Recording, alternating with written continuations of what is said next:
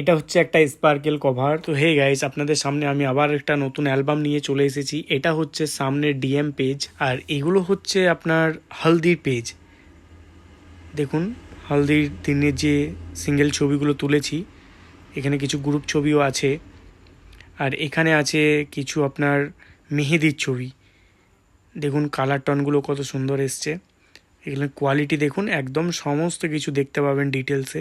এটাও হচ্ছে মেহেদির পেজ। আপনিও যদি এরকম অ্যালবাম করাতে চান তাহলে আমার সাথে অবশ্যই যোগাযোগ করুন, ডিএম করুন কিংবা কন্ট্যাক্ট নাম্বারে কন্ট্যাক্ট করুন। ছবিগুলো কেমন তোলা হয়েছে অবশ্যই কমেন্টে বলবেন। দেখুন কোয়ালিটি দেখুন, খালি খুব সুন্দর কোয়ালিটি এসছে। ফেস্টোন একদম অ্যাকচুয়াল এসছে, আর এইরকমই ফেস্টোন আসে সমস্ত ছবির কোয়ালিটি এরকমই আসে আমাদের।